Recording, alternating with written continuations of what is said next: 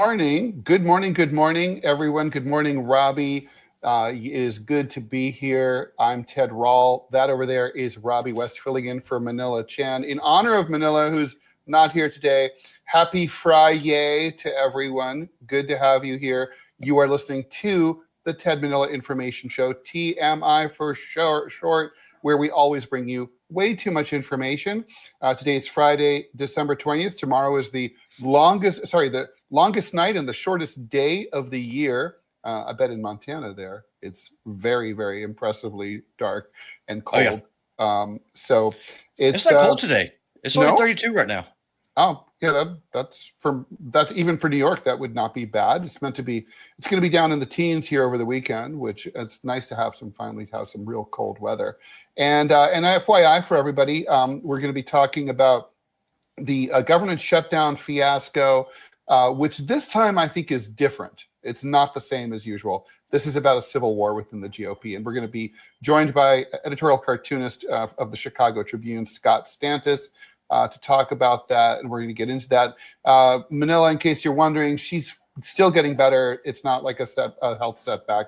She's just had some doctor's appointments that couldn't be rescheduled for later in the day, so she's got to go and make sure everything is recovering nicely for her. We're off Monday, Tuesday, and Wednesday of next week in preparation for Christmas. So, just bear in mind, we'll be back on Boxing Day, December 20th, Thursday, December 26th. All right, that's all the housekeeping.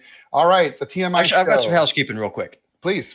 So, since we are going to be off, I'm going to be putting together kind of like what I did for Thanksgiving. I will be putting together a Christmas special. Now, it will be exclusive to YouTube. And the reason for that is that Rumble has a 15 gig limit on file sizes I can upload. YouTube doesn't care. So if you want an overdose of TMI, which who does not want an overdose of TMI, jump over to YouTube, click subscribe on the YouTube link, and you'll get notified. I'll air it as a premiere. I'm suspecting each the Christmas special will probably be about 14 hours in length. So that should be impressive for all of your TMI needs. We'll discuss bodily fluids, GOP civil wars, Luigi. We're going to cover it all. But just remember that will be on YouTube only because Rumble won't let me put something that big on their channel. All right. Good to know. Okay. So you are listening. The TMI show, of course, brings you everything from news to politics to lifestyle, culture, fad diets, what the kids are up to, what the tweens are up to. We never talk about the tweens, the taboo, the occult, anything and everything goes because we think you can never have too much info. If you want that straight-laced, button-down, stick-up-your-ass news program, this show is probably not for you. It's stuff you want to hear about and maybe some stuff you never knew you needed to know. And hopefully we'll have a few laughs along the way. We're here live Monday through Friday, 10 a.m. Eastern Time. That would be 9 a.m. Central Time, 8 o'clock Mountain Time over there in Montana. Please be sure to like and follow the show everywhere on your socials. Please share bits and pieces, share the link. Please, consider, if you aren't or haven't already done it, please chime in on the Rumble feed. You can talk to us, ask us questions. You can contact the show at tmishowquestion@yahoo.com. I've mistakenly said it as Gmail, but it's Yahoo, TMI show question, singular, at Yahoo. And you can ask us something that if you want us to play it on the air, that question, we will do that. It's just recorded as an audio clip, but you can contact us to yell at us or whatever you want to do. Today, as I said, we're going to be talking about the civil war in the GOP, Elon Musk, and all this weird stuff that's going on. Right now, just imagine, if you can, invisible jaws, because Manila is the keeper of the jaws, and so I'm not allowed to use them by law. So now we're going to do some headline news. All right. America is just hours away from a holiday season government shutdown, courtesy of Donald Trump and Elon Musk. Everyone knew the president-elect and his new super disruptor friend were going to cause havoc in Washington, but nobody thought they'd manage it 1 month before the 47th president gets sworn in. Barring a pre-Christmas legislative miracle, the U.S. government will plunge into partial shutdown at midnight tonight, thanks to Elon Musk after he tanked a year-end spending deal and Trump doubled down with a demand for new debt spending authority that he never had a chance of getting through his own Republican caucus. House Screw Trump. Johnson put a desperate Plan B on Thursday last night, only succeeded in coming up with a bill that sparked a revolt on the House floor against Trump. 38 Republicans and almost all Democrats voted against it. But just to be clear on what happened here, we'll get into that a little deeper. These are not 38 moderate Republicans who agree with Democrats. These are 38 hardcore to the right of Trump Republicans who are just holding the line against what Trump wanted to do, which was mainly get rid of the debt ceiling, which is something that was never going to fly with them. 2 days of chaos on Capitol Hill have upended what had appeared to be a calm transition between and an end to the 118th U.S. Congress. It was a Wednesday social media storm by Musk, who will co-chair DOGE, the Department of Government Efficiency, which is not really a department at all, and is maybe not that efficient, as we're already telling, and the return of Trump's congressional wrecking ball that turned everything on its head. Truly, I don't know what's going on, says Susan Collins, senator from Maine, also a Republican, as she said at one point, as Johnson was frantically trying to push through his Plan B plan. Johnson had worked for weeks to try to keep the government open. That's now a strategy that threatens his wobbling speakership, since plenty of MAGA Republicans would be happy to see it go away, although that could inconvenience and economically harm many of their own working class voters. By last night, Johnson's authority was in complete tatters as furious Republicans turned on one another on the floor of the House of Representatives. Democrats suddenly emerged from their post-election funk to warn that the new power in the U.S. was not Donald Trump, but actually the world's richest man, who they called President Musk. To me, your people. Well, hey, I'm right. Listen, I am with the Freedom Caucus on this. Like Matt Rosendale, congressman from Montana, God bless that man. I'd vote for him for president, like right now. I mean, how is it America first to create at a minimum $5 trillion of brand new inflationary spending? How does that help anyone? Except, well, let me rephrase. How does that help the working class? I know how it helps the rich people. They get the money first. Their assets get inflated. But how does that help the actual working class people who voted for Trump just 3 weeks ago? I mean, this is just a huge middle finger. New spending can help. It's all about what the spending is about, right? I mean, new spending can obviously help the working class. You can have anti-poverty programs. You can have jobs. What I keep waiting for the government to do, jobs retraining programs to help people go back to school or get certificates to, if their line of work ceases to be viable, their career shouldn't be over. We should let them, pivot to something else and help them out. There's lots of things that there could be extended unemployment benefits and underemployment benefits, something that I would push through. A Republican budget is not likely to do much for the working class. I'm just saying a lot of government spending is not inherently anti-working class. Look at FDR. The New Deal was very pro-working class. Well, here's the thing though, right? I mean, doesn't all that inflation just further reduce the purchasing power of every dollar already in circulation? Inflation does have the effect of, yes, inflation does that. Yeah. But there's a lot more. But, the thing is, if wages are increasing faster than the prices of they're not of goods and services, then you're fine, right? I mean, but they're not. And that kind of goes back to our conversation on Monday about illegal immigration. I mean, this is all circular, right? I mean, the way that I see it, and we'll talk more about this with Mr. Scott when he comes in. Why can't we just have standalone spending bills? Why does everything have to be pushed into an omnibus? Why can't we just vote on each thing individually? Well, we could, and that's more about the way it used to be done. But that's basically a way of forcing through things that would not otherwise get through, right? So I think the idea was that you'll have fewer arguments if you just load up. Basically, the idea is everybody gets to put in their own spending priorities or their own pork, if you want to look at it that way. Sure. And then because everybody gets to do that, all the wrongs cancel each other out. You all vote one time, you debate it one time, and you pass it one time, as opposed to having 1,000 different bills. And you're like, Representative West's bill, where he wants to do this particular thing that, me and my friends don't like, we're going to argue against you. And then Representative Rall's bill, you do the same thing to me, and nothing gets done. So I think this is I'm good with that, though. I mean, I am good with this. I hope the government shuts down. I hope it stays shut down for 6 months. Burn that bastard down. I'm up right there. We will. You realize that would cause a lot of inconvenience, though. I mean, for example, veterans would not be getting their VA benefits and et cetera, et cetera. That's a lot of pain. Working class people. 100%. And then you know what you do? That's when you have to actually sit down and do this thing called negotiate and start seeing what things what government programs can we cut? What spending can we reduce? You just can't keep running up the credit card in perpetuity. Well, the problem is nobody can agree on what to reduce. I mean, like whenever turn it all off. Republicans always want to cut like the arts and education, but they always want to boost defense spending. Sure. So I mean, it's kind of like and they don't even want to look at defense spending.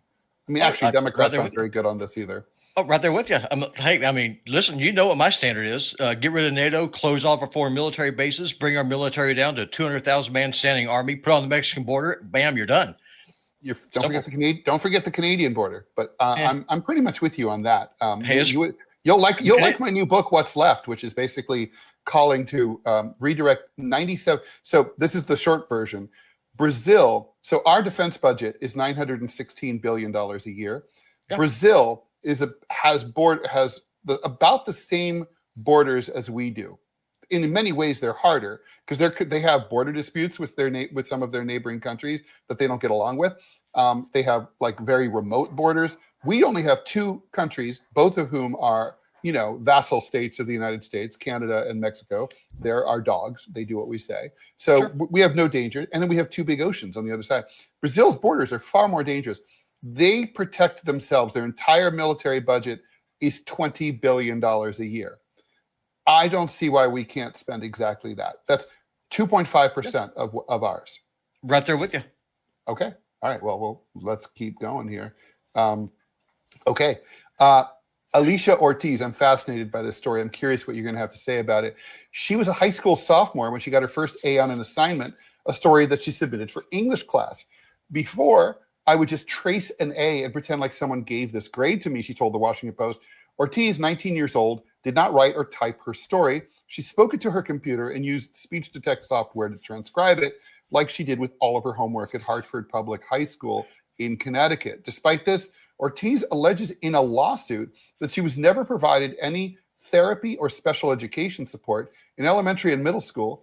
She exhibited behavioral issues. She was frequently kept in the principal's office instead of going to class. She was ignored by administrators when she asked for more support. And guess what? She graduated with honors last spring, and she's illiterate. I begged people to support me, she said. They told me no. I wanted to know what was going on with my brain. They told me it was too late. Ortiz now studies at UConn, the University of Connecticut, but she's still digging out of the hole she was buried in by over a decade of negligence from one of the state's largest school districts. According to her lawsuit, she's suing the school district for graduating her with honors, even though she's illiterate. Ortiz's experience, previously reported by the Connecticut Mirror, shocked state lawmakers and prompted scrutiny of what some teachers call an overstretched school system in financial crisis. Full disclosure, I actually know someone who teaches in that school district, and she totally verifies that that's how this goes here. I don't think it's unique to Hartford. Anyway, the lawsuit's not seeking big bucks. It's seeking $15,000 in damages, and it names the city of Hartford, the Hartford Board of Ed, and the Hartford Public Schools teacher Tilda Santiago as defendants. Santiago didn't have any comment about this. The Hartford Education Board chair Jennifer Hockenhull said, and the city's top attorney, Hartford Corporation Counsel Jonathan Harding, also refused to comment. Superintendent Leslie Torres Rodriguez didn't respond to any requests for comment, but said at an October Education Board meeting that she was deeply concerned by Ortiz's allegations and was looking into the whole thing. Ortiz was 5 years old when she moved to Connecticut from Puerto Rico, seeking better services for students with disabilities. In Puerto Rico, she was diagnosed with ADHD, oppositional defiance disorder, and a speech impediment.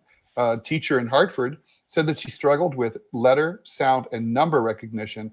Despite all this, she says that she was never provided any therapy or special ed. She had behavioral issues, and she was just spent all that time at the principal's office.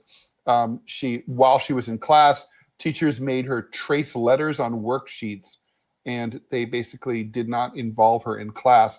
The assignments were either me sweeping the floors, or they sent me around the classroom cleaning, clearing, organizing books to distract myself. School records document all these problems in her education. In the 6th grade, she was reading and studying at a kindergarten level, and she was at a high risk for depression, according to her lawsuit. Still, the schools did not change her academic programming or do anything about her disabilities. In junior year of high school, she was bullied and harassed by Tilda Santiago, she says, the special ed case manager assigned to her. Ortiz says she was not held back at any point throughout middle school, despite not being given any grades for her assignments. Basically, they just shuffled her along. Intent to graduate and attend college, she could only try to make up the difference herself at home. She tried to teach herself to read by doing karaoke and memorizing the letters that appeared with each song. She struggled through high school by recording each class to listen back to teachers and transcribing her assignments with dictation software. I find this absolutely heartbreaking. I mean, this is like, this is an American citizen. This is a person who is entitled under federal law to a public education, and they just didn't give a shit. And right. she was trying to better herself, and she still is.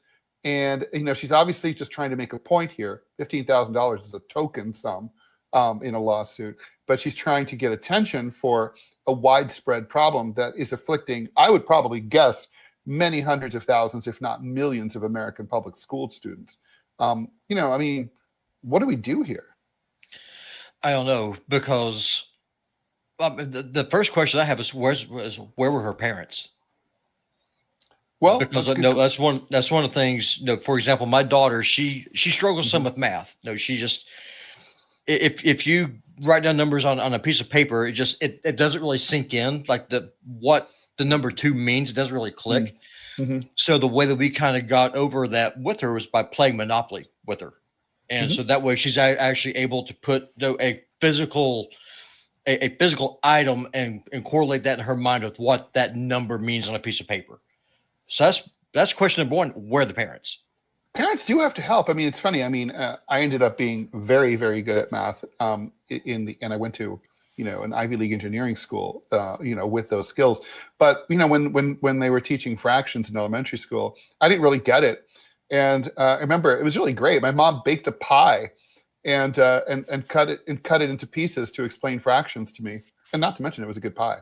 So it was the way we taught my daughter fractions is that we went to a local ranch outside of town, and she worked with the farmer for like a week, because you're dealing with bushels and things. You're dealing with fractions, with fractions. Yeah. And so it was a hands-on thing where she was able in her mind to understand, okay, so this is what a quarter is. I understand now. And I just think it just goes to show that the state is a terrible parent. You gotta have parents. Look, I mean, it's true, and I don't know what the story is. I don't know. I would just be speculating about these parents. I mean, whether they didn't have great language skills, or whether they were both working, or maybe they're just crappy parents. I just don't know. But certainly, I'm going to say it's nice that, like, my mom, you guys do that with your kid, and my mom was great. She practiced I remember her helping me memorize my multiplication tables and all that. But it's still the job of the school. And what she's describing is, a system that has completely stopped trying. Yeah. I could not agree with you more. That's one of the things I'm so thankful about living in a small town. People crap over small towns all the time, but they do have some benefits, especially if you have a place that has a real functioning economy. Everyone kind of knows each other, and it gives you a chance just to be able to expand that horizon and actually put a real world application into something that can be really abstract for a lot of people. Let's move on. Speaking of education, 17 elite private colleges and universities allegedly discriminated in favor of super rich students for years. Shocking. According to recent filings from a lawsuit, this one's asking for a little more, $685 million. This motion is the latest development in a legal battle that first started 2 years ago. Former students allege that the 17 colleges, and these are very prestigious, including Penn, MIT, and Notre Dame, violated antitrust law by favoring wealthy students, despite claiming to have need-blind admissions. Need-blind admissions means they look at your grades and your recommendations and your extracurriculars, but they don't consider when they're deciding whether or not to let you in how much financial aid you might have to get. At Penn, for example, some high school students were flagged as bona fide special interests and would get in almost 100% of the time. Sarah Herbison, Penn's former associate dean of admissions, testified in her deposition. She added that the admissions team could rarely reject these students, even if the student was incredibly weak, even if the student had a major issue in the application. Penn disputes these allegations in a statement to the New York Times. They say the lawsuit was intended to embarrass the university about its purported admission practices on issues totally unrelated to this case. The plaintiffs argue that by giving wealthy students special preference, the universities were violating a now defunct provision that allowed them to collaborate with one another by sharing financial aid formulas. The student's lawyer, Robert Gilbert of Gilbert Litigators and Counselors, alleges that the plaintiffs have very substantial evidence supporting our claim that the defendants colluded with one another for 20 years on financial aid, and that the illegal collusion resulted in the defendants providing far less aid to students than would have been provided in a free market. Of the 17 universities named in the lawsuit, 12 have already settled with the students, according to the Wall Street Journal. The 5 remaining are Cornell, Georgetown, MIT, Notre Dame, and Penn. Full disclosure, I used to work at the Columbia Office of Financial Aid. And certainly we weren't, this was a long time ago, it was before 20 years ago, and we didn't collude with any other universities at all. That's when you met Rotunda, wasn't it? With them. That's when I met Rotunda, that's right. But we didn't collude, but we definitely, there were some pretty foul practices that turned me against affirmative action. There was a very wealthy, let's just say, the daughter of a very wealthy Black female TV personality who applied, and we gave her a full free tuition ride, I guess because they thought that she needed, that they wanted that name, they wanted that famous name, right, among their students, and they were hoping, obviously, that the mom, who was very wealthy, might be grateful enough to, make a donation as a wealthy alum later on that would more than pay for this. And literally at the very same time that we were doing this, and I was like really choking on my own vomit, like when they did this, we literally rejected an actual coal miner's daughter in West Virginia, who had straight A's, impeccable extracurriculars, was a star athlete. We had to turn her down because we were giving the money to this rich kid. These colleges definitely do that, and need blind admissions. It's kind of a fraud. Yeah, I grew up just dirt floor poor, as they say back in the South, and there are a couple of times where I applied to different things, and for vocational school, I never went to college, but I applied for some vocational schools for computer programming, that kind of thing. And true story. I went in this place called Georgetown and applied, went in, aced the test. The dean called me back, he had tears in his eyes, and he says, like, Robby, you passed. I would love to bring you in, but I can't because you're a white male. But he was honest enough to tell me. He was like, I would do everything I could.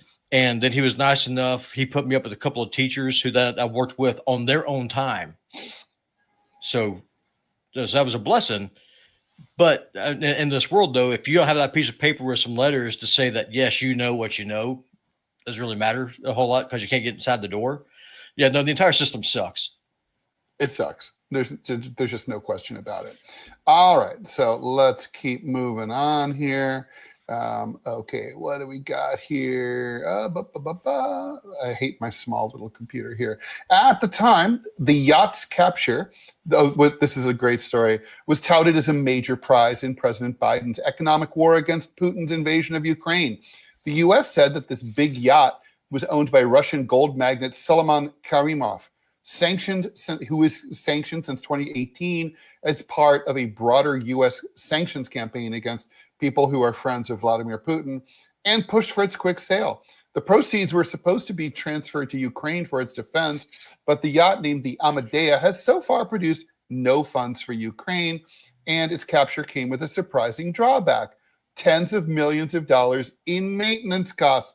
And who's paying for it? Guess. Who do you think is paying for it? I want to assume the taxpayer is. Bing. Just so. Until now, those costs have largely been hidden from public view. But new records obtained by the Washington Post, coupled with federal court filings, show that the U.S. has spent $30 million to maintain the Amadea since it was seized, a figure that the DOJ has confirmed. The counterintuitive outcome underscores the shortcomings of sanctions. The effort has yielded just $6 million in aid to Ukraine so far, a tiny share of what the U.S. has sent its ally, a sum that now exceeds $170 billion. Again, $6 million out of $170 billion. U.S. officials have seized roughly $650 million in Kremlin oligarch assets, according to the DOJ, but a majority of that stems from the Amadea and the Tango, another Russian-owned super yacht that U.S. taxpayers are currently paying to maintain. The government hasn't been able to sell that one either, and this story just gets better. As the war began, no item appeared to better epitomize the extravagance of Putin's allies than those super yachts. Floating resort hotels that include, in the case of the Amadea, a grand piano, mosaic pool, silk carpets, wine cellar, and an outdoor cinema. Shortly after the invasion, Biden said that the U.S. would lead an international effort to take Russian assets, liquidate them, and use the proceeds to give to the Ukrainians. The U.S. government is putting more sanctions on foreign governments, companies, and people than ever before, but these powerful tools of economic warfare apparently have some unintended consequences, hurting civilian populations, and it turns out costing a lot of money. Under federal law, U.S. authorities can't take ownership of the Amadea or any other big-ticket item seized by sanctioned Russian oligarchs unless a court says that the assets were actually used as part of a federal crime. Adjudicating that question can take years and is hard to prove. Until litigation is resolved, taxpayers are legally required to pay for the ship's upkeep.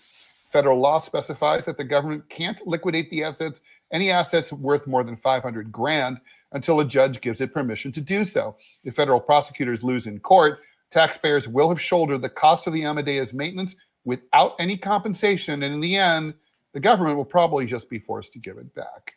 So, hilarious. Yeah, that's just funny. Now, I would like to get at least some kind of return on the investment since we're in the hole for this. I'm going to assume that you and me will not be given a ticket to be able to go sail on this shot. So if we can't do that, can we at least sail with me? Yeah, I mean, can we at least then use it kind of like as a floating homeless shelter for homeless American veterans? I like that idea. Yeah, or can we do something with just it? random people? Yeah, or I mean, we're paying for it. There could be a national lottery, right? We all apply through a website, AmadeaLottery.com, and like if you get it, like hey, I want to take the Amadea out for the day. You know, just I don't even know where it's being kept. I'm imagining probably like in Miami or someplace like that, but who knows? Who knows? All right, and finally, sloths or sloths. I think these are sloths. We're not always slow-moving, furry tree dwellers. Did you know that sloths are so slow that moss grows on like one side of them? I did not know that. It's a true thing. Anyway, their prehistoric ancestors were enormous. They weighed up to 4 tons, and when startled, they brandished immense claws. They have a skeleton of one at the Natural History Museum here in New York. So when you come and hang out here, I'll take you. It's really cool. Anyway, sounds good. For a long time, scientists thought that the first humans to come to the Americas soon killed off these giant ground sloths through hunting, along with many other massive animals like mastodons, saber-toothed tigers, and dire wolves that once roamed North and South America. But new research is starting to suggest that people actually came to the Americas a lot earlier than we previously thought. A lot earlier. These findings hint at a remarkably different life for early Americans, one in which they may have spent many millennia sharing prehistoric savannas and wetlands, living at the same time side by side with these enormous animals. There was this idea that humans arrived and killed off everything very quickly, That's called the Pleistocene overkill, says Daniel Odess, archaeologist at White Sands National Park in New Mexico.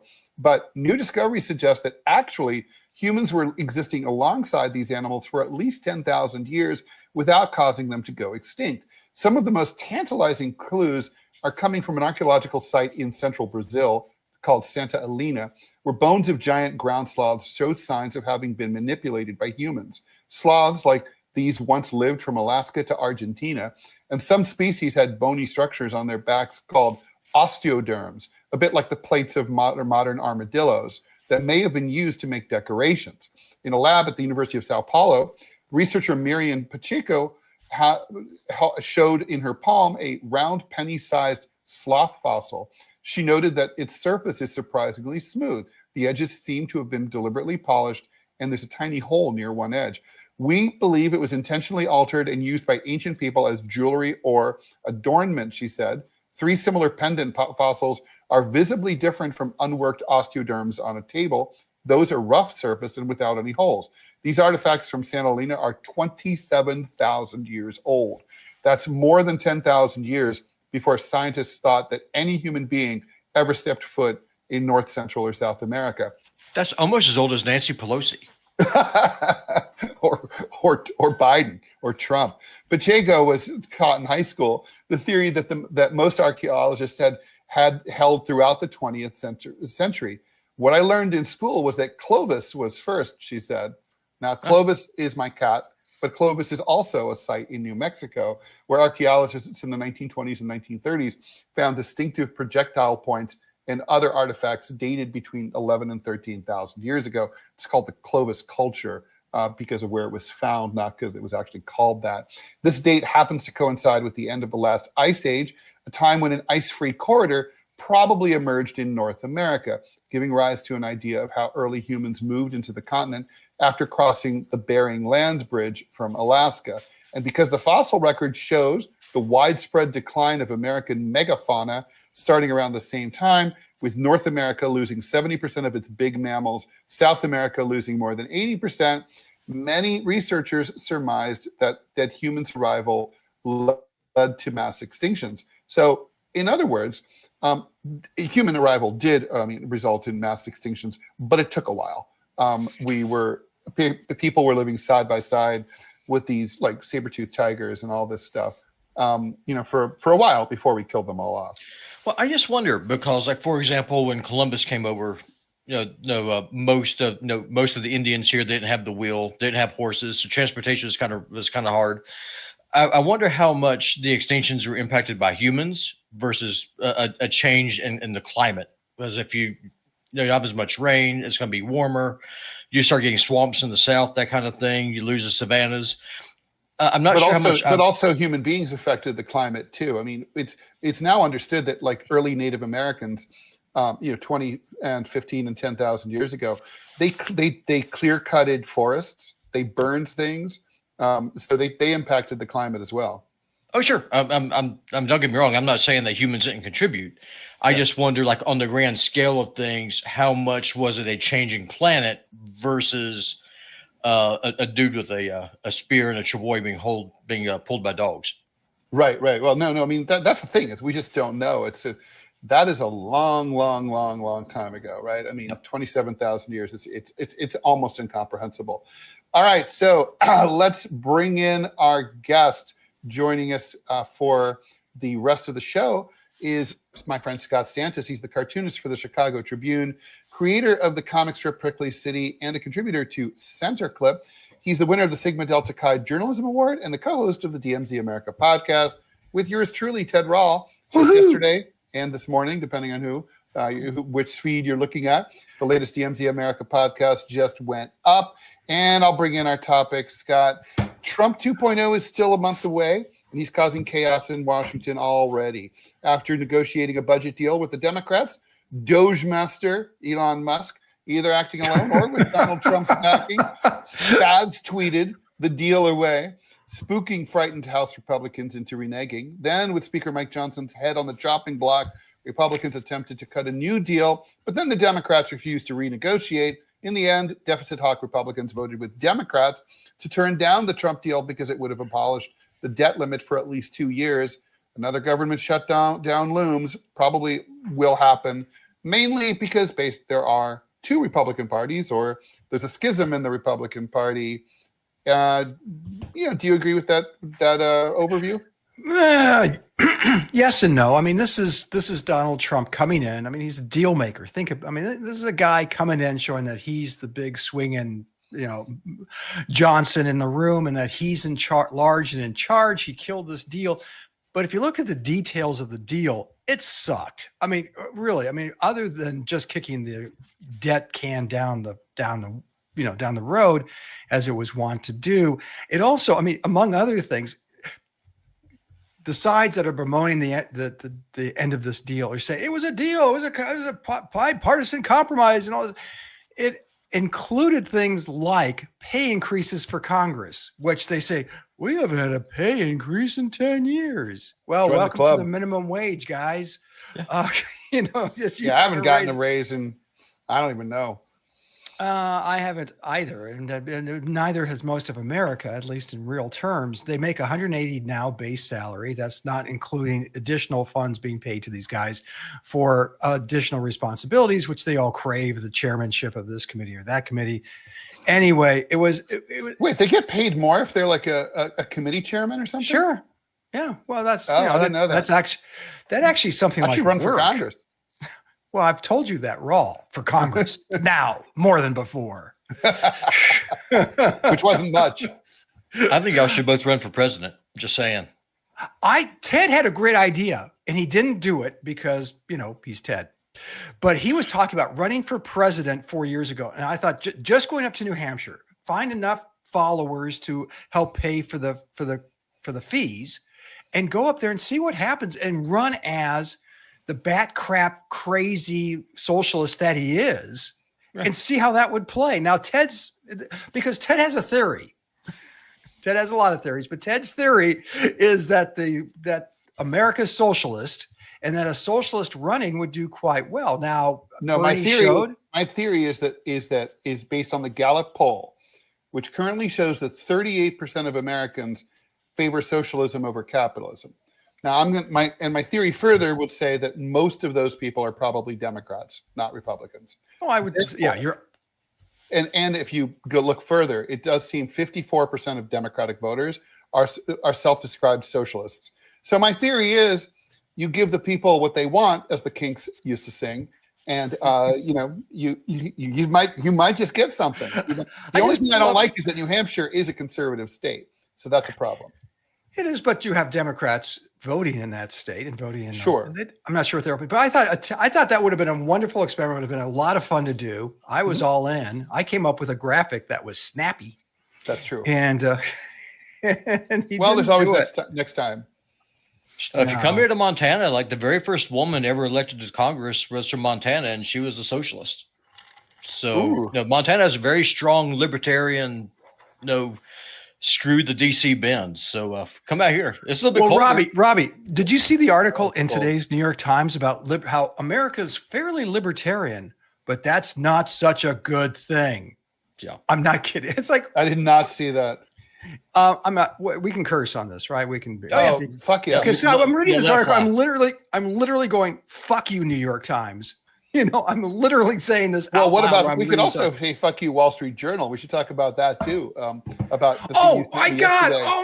I called Ted in this kind of state. Ted, take it, because I'm just going to look ridiculous. Well, so basically, the article said, was like breathlessly saying, by the way, it turns out from White House insiders that Joe Biden really has never been all there. And we've been faking it all along, and he's cognitively impaired, and we've had to lie to the American people and to members of Congress and foreign dignitaries repeatedly about it, and we've basically just been faking it, and it's been Weekend at Bernie's the entire time. And take it away, Scott. No, it was infuriating because Ted and I had been saying that since the campaign. The fact, and my point was, we never saw the guy. We never saw Joe Biden on the campaign trail. He wasn't, you can say what you will about Donald Trump, but he has energy and had 2-3 rallies a day. Mhm. Biden in 2020 had the cover of COVID, so he couldn't go out. So he did his basement campaign, and for the mainstream press now to come out and report the stuff that Ted and I had been saying since 2019, that Joe Biden wasn't there. We know what we know. We saw what we saw, and we heard what we heard. And Robby, I cannot begin to tell you the raft of crap that Ted and I had to take from our Democratic friends. How dare you? He's the best president we've ever had. And I'm not making this up. Ted, back me up. People were telling us that. I'm getting it right now from the MAGA types. Back in 2016, I was one of the biggest Trump supporters. All right. I donated to his campaign. I was on the phones. I was actively campaigning for the guy because I wanted somebody who said, DC sucks. I want to burn it down. And then Trump gets in, and then he immediately does what he's doing right now. Instead of draining the swamp, he deepens it, goes after civil liberties. You take the guns first, do due process second. Huge supporter of red flag laws. The bastard bankrupts casinos now, and I see why, because he has no idea how to balance a freaking checkbook. And now, if you point that out, people just start saying, "Oh, Robby, that means you want a Democrat in." It's like, we have one. Look at the damn spending bill. He's pushing the freaking omnibus that is going to create at a minimum $5 trillion of new inflation that my kids are going to pay for. My grandkids, who I don't even have yet, they're screwed. And you have all these damn boomers wanting to mortgage the future right now for their freaking empire, just for the sake of because it's President Trump. Screw that. Screw you. That's my take. Well, let's talk about what's going on in Washington. I mean, I think, we've seen these shutdown dramas so many times that frankly, I think it's the most boring story in the world. I kind of hate covering it, but I think this time we can't avoid it because this time's serious. And I mean, the transition was proceeding relatively smoothly until the last couple of days. And, basically I'm not a Republican. From the outside, this looks like an old-fashioned party schism between the sort of America First, Pat Buchanan, MAGA, Trump wing, and the old-fashioned, hardcore right-wing deficit hawks, but with a twist, right? Which is that a lot of the MAGA people are, basically have carved off a sort of a 2.5, like a 2.5 kind of faction where they're part of the Pat Buchanan America First thing, but they are deficit hawks also, first and foremost, those 35 to 38 House members who split off to vote for the Democrats. So basically it's a big tent that seemed not fractious. Now it's fractious. Are Republicans, I'm not sure about this because it's like, normally I'm pretty sure about my analyses, but I'm not sure about this. I mean, am I right here? I think it's populist versus establishment. I mean, really, I don't think that, that's how I see it. An establishment in my mind is not a dirty word. And I recognize that to a lot of people it is, because establishment gets things done. That's how the trains run. That's how that's how the heat, starts up every morning. But by turns, they've done nothing to show that they are fiscal conservatives. I mean, this is where Robby and I are absolutely on the same page. Neither side has shown any proclivity towards wanting fiscal responsibility and looking at the budget and recognizing that schmucks like the three of us here and the people watching right now are paying this bill and going down. I mean, we're talking about a $30 trillion deficit now. I mean, that's mind-boggling. It's beyond mind-boggling. It's beyond human comprehension. Maybe that's why they can keep doing it, because it's so huge, so massive, so beyond what we could tangibly think that, tangentially think rather, that so this is a fight in the Republican Party-ish. It's between, like you said, it's between the establishment or just the people who want the government to run. But they want things, they want to go along, get along, to go along, to get along, to just get things moving the way they are. So Nancy Pelosi's can make her, and the others can make their stock trades and build their portfolios, make $1 gazillion and, give the rest of us the finger. That's what we're looking at here. Is this a fatal break in the Republican Party or the death throes of what has been painted as rhinos? I don't see that. I mean, I think there are people in Congress who take the job seriously and want to do the job seriously. And then there are flamethrowers, bomb throwers, and that's where the battle is right now. And Donald Trump, like I said, he stepped in because he wanted to say, I matter. Now, the other question, we touched on this, Ted, is where's Joe Biden? Wasn't he president of the United States? Not according to the Wall Street Journal. Well, this comes into that story. He should be stepping up and saying, wait a minute, this guy, I have never seen a president-elect act like this before. The closest historical context would be FDR coming in 1933, following Herbert Hoover. We're deep into the Great Depression. Unemployment is 25% or more. The economy's in a spiral, housing costs, everything is just down the crapper. He comes in with his platform. He came in and wrote it and publicized it and promoted it the first 100 days agenda. Ted can probably help me with more of the specifics, but things like Social Security came later, but relief for farmers, relief for workers, WPA, Civilian Conservation Corps. Yeah, just dumping a Social lot of money Security into the economy, which, but that's the last time I can think of. And we're not in an emergency at the moment, although the stock market would differ. 10 straight days of losses, which hasn't happened since the early 1970s. And that's good for me, though, because I'm buying dividend stocks. So please keep going down. Are you really? Smart man. Yeah. Wow. You Montana boys. They don't get eaten by bears. No, we talk slow, but think fast. That helps. That's brilliant. Anyway, I'm kind of babbling on a little bit, other than to say, we're entering historic waters that we've never entered before. We're having a president-elect dictate policy, which has never happened in my lifetime. And that's what we're looking at here, Ted. More than anything else, we're looking at Trump cleaning house, getting rid of the remnants of any kind of opposition, and certainly within his party.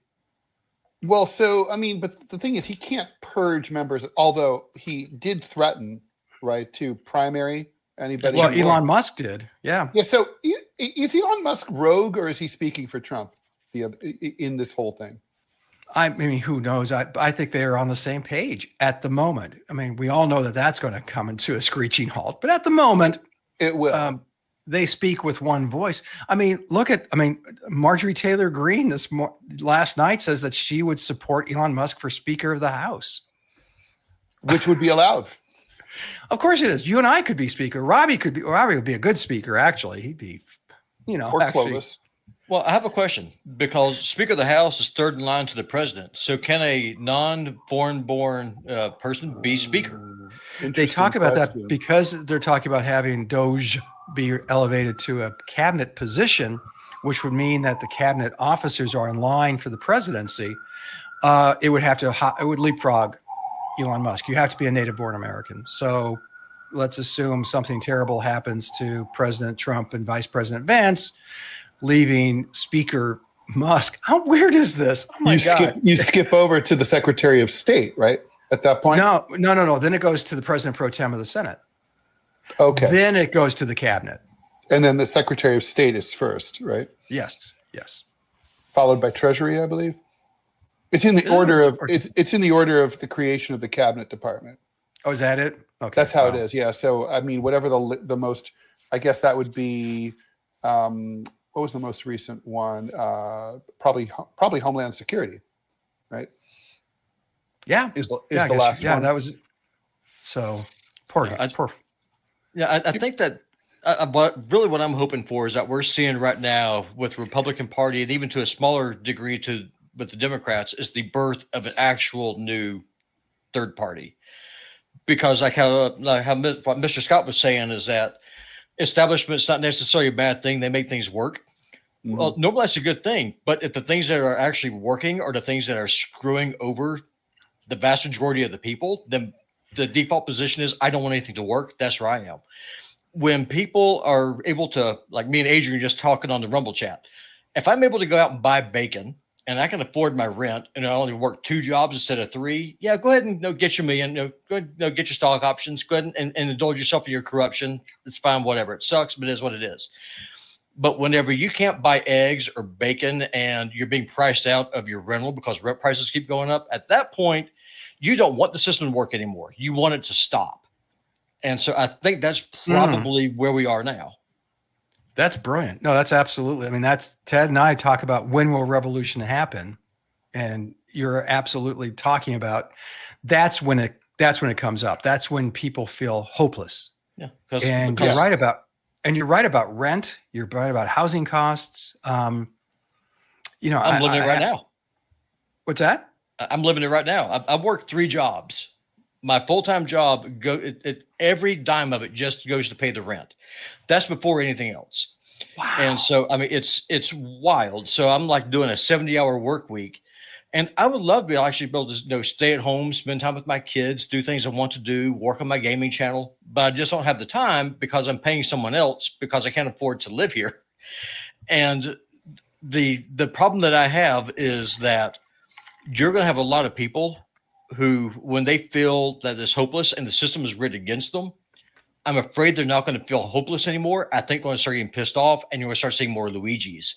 And I'm really worried is that we just start seeing tens of thousands of Luigis in a very well-populated and a very well-armed society. That's what I'm concerned about. And I don't understand why these douchebags in D.C. don't get that. Because they're insular, they don't have to, and they're making money and they're living comfortable lives. Well, look at Russia. Before the revolution. The czar was like, things are good. Things are okay. I don't know what they're complaining about. I have food. I show up in my dining room and there's food. What's the big deal? God, Robby, he's way smarter than we are, Ted. It's a low bar. I would not go that far at all. No, you are absolutely correct. And people are feeling, when there's this question, especially from our, Chardonnay swilling, limousine liberal friends, how could people have supported Donald Trump? Oh my goodness. Well, because their lives aren't great. No, they're struggling. And so when you had a candidate in Kamala Harris, the next governor of California, come forward and say things like, well, statistically, things aren't as bad as you think they are. Well, the hell they ain't. Yeah, fuck you. Of course. Yeah, I'm struggling. I'm lucky. I'm at the, end game, frankly. Stuff is paid for. But I'm looking at my kids and I'm looking at my friends' grandkids who are now dealing with rent when housing is now 60% of income. And you drop $100 at the grocery store and you walk out with one bag. Yeah. I always mention, I went out to dinner with some friends last night. Janine and I, no alcohol. I did have Coke Zero, and we had two. That's rolls. Where cancer lives, is in. I know. Well, you got to die from something. It might as well be delicious. Coke Zero tastes weird. I choose bacon. That's my cancer. Yeah. Oh, yeah. There you go. You choose something. You choose Clovis. Clovis is his choice is rodents. That's right. And rodents are a time-honored classic. But what I'm saying is we're faced with now, and I think, are we on the precipice of revolution? If you look at how Marx, Lenin, all of them delineated when that happens, and Ted reminds me of this a lot, it's not when things are at their absolute worst. It's when they're starting to get better. Yes. And also when you have a very weak and sometimes and usually a liberal reformist as the ruler. I mean, you know, Well, Louis we the had that for 16th 4 was years, actually sorta. was a liberal, weak reformer. The French Revolution would never have occurred under Louis the 14th. He would have sent the troops out to kill all the revolutionaries. It's like Tsar Nicholas II, who you referred to, who was dumb as a bag of hammers. You know, he was also not really a reformer, but he was weak, and he just sort of, well, and he had a weak personality. did you ever see the picture of all the kings of Europe got together and they all look exactly the same? Oh yeah, they're all inbred. It's bizarre. It's like, oh, that explains the part of the royalty. Go on. I'm sorry, Ted. Yeah, no, I mean, so anyway, I mean, I guess, and I think also, you know, there's kind of like different metrics for assessing like how people are feeling about a society. I mean, there's the whole question of, you know, are you worse off than you were? There's kind of like the objective standard. Are we all like poor as shit? Like we're living in Mali and there's no natural resources and objectively everything sucks hard? Or are you in the United States where that's not the case, but you can feel the downward trajectory, and that's got people upset, particularly young people who, you know, normally would have their whole lives to look forward to and would hope to live better off than their parents, but are not. They don't feel that way. And then there's the question of, you know, Scott, you alluded to this. Is it possible that you can get any kind of help through the existing system? I mean, what suggests to me that Americans are not yet ready for revolution is the fact that they vote.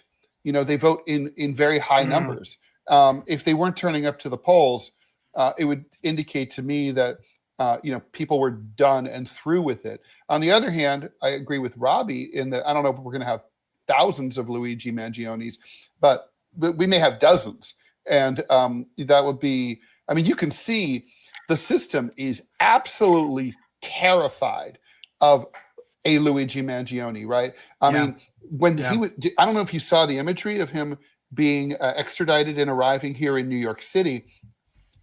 He was being guarded like by giant soldiers with AR-15s. He's in shackles. There's like 50 of them. I mean, it's like, I don't know what they thought he was going to do. Like suddenly spring into like, you know, T-Rex mode or something. You know, he's a guy. Okay. He's not going anywhere. You could have just had one marshal grab him and walk with him. Do you know what I think that is? I think that they're afraid that the people in New York, at least a certain segment of the population, might try to free them. Well, not just that. I also think there's, to Robbie's point, I think they're trying to they're sending a message, Ted. They're sending a message saying that, you know, this guy had the temerity to stand up against the system. This is what happens to people like him. Right, which is also why they've overcharged him with, for example, terrorism. And also they've larded on these crazy federal charges on top of the state charges. I mean, the guy's facing life in prison without possibility of parole, but that's not enough for the system. They want to execute him too. They want to charge him. They want to give him the death penalty in federal prison. They're insane. They've just, you know, and there's like, that's the message. Like, and I think it's going to be counterproductive. I think what it does to me is it raises his profile. It makes it clear what he's up against. If anything, it just makes them look worse. He is exactly what. I mean, sorry, the system is what Luigi Mangione says it is. I think I see kind of a correlation between Luigi and Timothy McVeigh, because they both went after a symbol of a system that they believed is a murderous system. Like in the case of Timothy McVeigh, when he blew up the federal building there in Oklahoma City, he said it was in retaliation for what happened in Waco. And I went back and I watched his interview. He said the only regret that he had is that he didn't know there was a daycare there. So if he had known that, he would have picked a different target. That's horse crap. He watched the kids go in. He was sitting in his car in that truck. Gotcha. He knew it. That's a lie. I have no doubt about it. I mean, that's what makes me furious about him is he watched those children go in. He watched the people go in. Oh yeah. Oh, I'm right there with you. But okay. I guess the point I'm trying to make is that he was just trying to is that they both went after what they perceived as a symbol of a system. Yep. And we know that going after symbols is impactful. I mean, that's one of the reasons why they're tearing down Confederate memorials in the South. Is if you remove that symbol, you're demonizing something. So that's just how I kind of see it. Is Luigi went after a symbol of the healthcare system, the way that McVeigh went after what he perceived as a murderous federal government. Now, I think McVeigh was more of a tantrum, though. That's the thing. Is it wasn't a focus. It was blew up the Murray building in Oklahoma City, and it was kind of like this wild swing, right? Luigi, I love that word, first name basis with this guy. Luigi Mangione. I love Italian. Every word you have to say like you're angry. Luigi Mangione. Just aggravated. Was very specific, and I think that's why the reaction to him has been wildly different than the reaction to McVeigh. McVeigh was seen as a murderist because they had images of babies being removed from the rubble. Sure. Mangione very specifically attacked what inarguably was the head of in his perception, the perception of a lot of Americans, of a very poisonous snake. Yep. And that's why his trial he's going to get a hell of a lot more sympathy. McVeigh didn't have sympathy when he was being tried, and shouldn't have. And I oppose murdering people. I think it's a bad thing to do. Is killing each other bad? My faith tells me, bad. But by turns, I totally understand a large number of American people saying, yeah, you know what? This could be the start. I have to admit, that was my first thought in my head when I heard what had happened. I said, what do you call a murdered health insurance executive? A good start. A good start. Well, yeah, I mean, I That's the question. problem. I mean, here's the thing, right? I mean, Brian Thompson was the CEO, and therefore the buck stopped with him, of this multi-billion-dollar conglomerate that profiteers off misery, pain, and death of very sick Americans, and not very sick, but also it's just sick people, and it cheats them, right? It basically says, we're going to sell you a service, but we're not actually going to deliver that service. Like, the whole deal is, if you're not sick, you have to pay the premiums anyway. But if you get sick, we have to pay.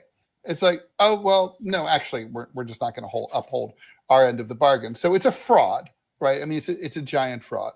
I guess the thing is, I have a hard time distinguishing between a guy like Brian Thompson and, say, a high-ranking officer in the German SS. Both of them are murderers. The one kills with Zyklon B and a Luger. The other one kills with a pen and a laptop and an Excel spreadsheet. But they're killing people. If you kill someone like that, isn't that just an act of resistance? I mean, that's obviously what Luigi Mangione thinks. And I think back to Robby's point, the fact that, and your point, the fact that, Mangione is surrounded by, 50, 75 thugs to protect him. That's the message. And that's what the system fears. Coming down to, what we mentioned earlier about, and Robby's support of Trump, for instance. I mean, let's burn it to the ground and begin again. There's a real sense, and there was, and I know we're over time, so I'll keep this short. Yeah. In debate, there's a thing called attitudinal inherency. And what that is like, you can, for instance, you can pass a law, but it won't mean anything because of the attitude that it's going to run against it. Civil rights legislation is a good example. In the 50s and early 60s, you can pass civil rights legislation, but will that change the attitudes of the? There's an attitude inherency in our culture right now, which is angry and frustrated and ready to lash out. And that's when you see people like Mangione, and I think you're going to see more. I would not be surprised. And Scott, and so the system is going to make a statement. You fight us, we're going to come down on you with everything we have, and we have a hell of a lot more than you do. I have a quick question for both of y'all, because y'all are real super smart. Y'all been plugged in this longer than me. With Congress as divided as it is right now, why it's showing that the power that just a small number of Congress people can have. Why can't Well, do y'all see the Freedom Caucus and maybe a few of the more traditional liberal Democrats getting together say we will shut everything down until we force a vote on Medicare for all? Because they have the power. The Congress is divided as it is right now. They could force any issue that they want or shut it off. You can kill the train right now. Scott? Will it happen? No, it won't happen because the insurance companies are a multi-billion-dollar business, and guess what multi-billion-dollar businesses do? They go and they buy and they collect the whole set of Congress people they need to make sure what you suggest does not happen. Not to mention the Freedom Caucus is not pro Medicare for all. Yeah. No, it doesn't. Well, it doesn't matter. I mean, it's just throwing a roadblock. But that, by just kind of circling back to my original point, if we can't have a government that actually works for the people, turn it off, burn it down, blow it up. Well, that's my cartoon today for Smirkonish, Michael Smirkonish, who's on CNN, and it's just like, you know, the legislator is saying, "Oh my God, we might have a shutdown." He said, and someone says, "Well, it could be worse." He goes, "What could be worse?" He says, "It could start up again." Yeah, that's right. Yeah, whenever I did, we've all done a lot of cartoons about shutdowns over the years, and the one that I would love to just keep rerunning is basically like, you know, people in the Middle East looking up in the sky, and the drones are falling out of the sky because they're running out of fuel due to the U.S. government shutdown, or like at Guantanamo, like, you know, torturers going home, like, you know, torture has been furloughed. Sorry, no waterboarding today. Darn. You know, shut down the water because we didn't pay the bill. Yeah, that's like when Obama came in and I showed that like the waterboarding, they were going to start using Perrier instead. Happy on. So, Scott, before I let you go, I'm gonna put you on the spot on TMZ America podcast. I asked you the other day about Luigi Mangione, and I said, you know, you said, well, you have to work within the system to improve the healthcare situation. We argued about that. But we've thought about, obviously you've had a few days to think about that. I don't know if I'm sure you've thought about other things also during that time. But, you know, I was just wondering if it's running in the background. Do you still want to say that? Because I feel like there is absolutely no evidence whatsoever that either the Democratic or Republican parties has any interest whatsoever in reforming the healthcare system or the health insurance business in any way, shape, or form. And therefore, there is no way to reform it and fix it within the system. I feel like I can't remember his name all of a sudden. He was the delegate at the second Congress for that wrote the Declaration of Independence, and there was a delegate from the Pennsylvania delegation who said we have to exhaust every possible avenue with the king. And he's the one who sent and insisted that the Congress send a note to the king saying, "Listen, we have these grievances. Can you address them?" And the king wrote back saying, "Shut up, or I'm going to hang you." And the Congress, of course, said, "Okay, well that's our answer." I feel a little bit like him. I feel like I want to exhaust every in a peaceable way, but we're getting close. We're getting close. I mean, what more do you need? I mean, I've worked for a hospital here in Montana for the last 3 years. They said they couldn't give us pay raises because finances were tight, but they just went off and bought another healthcare system. So they're doing a merger. So you can't pay your people, but you can go buy another hospital. And by the way, we're going to stop doing outpatient or inpatient rehab for stroke and cancer patients, but we're going to have more surgery beds, so that way we can just start churning out more patients that we can no longer provide rehab for. Now, burn Robby, it down. you sound cynical. I am. There's a reason for that. You should be. There's reason. There's very good reason to be. It sucks balls. I'm tired of working 3 jobs. I don't blame you. And well, make Rall pay you better and Manila pay you better, for crying out loud. Good plan. Yeah, like go after the big bucks here and the big TMI bucks. He's got the fancy rug over his head. He can sell. So true. And the fancy cat. Now, it was wild. In the short tenure with Sputnik before it got shut down, I made more from that part-time job working for a foreigner than I made at a full-time job working here in the United States. That's How outrageous. the fuck does that work? Wow. And with that, and I don't cuss, but seems I'm like a pissed. seems like a good place to wrap it up. And Scott, thank you so much for joining us. Thanks for Much having me, guys. appreciated. Was the And, audio? Yeah, everything sounds good. Everything Okay. sounds good. Scott Stantis is the cartoonist for the Chicago Tribune, creator of the comic strip Prickly City, contributor to Center Clip, winner of the Sigma Delta Chi Journalism Award, and the co-host of the DMZ America podcast. There's a new episode up right now. Go check it out. And you can go to Rall.com and get a link to that and many other places. Just search for DMZ America podcast. Anywhere podcasts are sold. Scott, thank you so much. And Thanks for having me, I'll be guys. talking to you No, soon. thank you. Okay. All right. So that's Scott. And just a reminder to everybody, we are not here Monday, Tuesday, or Wednesday of next week, which is to say the 23rd, 24th, and 25th, otherwise known as pre-Christmas Eve, and Christmas Day. Please, we will be back on Boxing Day, the 26th of December. For a long time, I didn't know what Boxing Day was. I thought it was I have no idea what it is. pugilism. You see it on the calendar, though, Boxing Day, right? Yeah, So- I don't know what it is. Is it just for boxes or is it for It's an postal English, service? it's a UK thing, and it's like basically, people. It's about you take your Christmas gifts and you box them and either give them to the servants or you return them to the store. I think it's something about that. It's something about gift boxes. It's not about. I just want to point out, this is my very first F-bomb ever on the TMI show. Ooh, see, well, it's appropriate to the name of the show, TMI. I All guess- right, so I guess I got a little pissed off. yeah, indeed. All right, thanks, Robby. Okay, course. Robby is also known as Putin Bot Gaming. Please support his gaming site and go check it out. And of course, thank you also for filling in once again for Manila.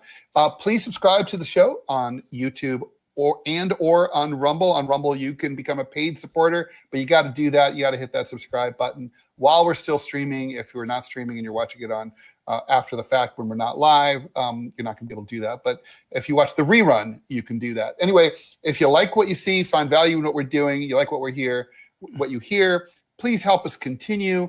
We're fully independent. There's no agenda whatsoever other than to try to keep it as real as possible and to try to get Robby to curse as much as possible.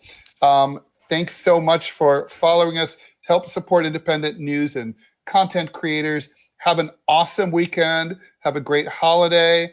If you're like me and you're a godless secularite, still I'm going have to a work good on holiday. that. I'm going to work on that with you. All right. Thanks, everyone, and talk to you later. See you Thursday.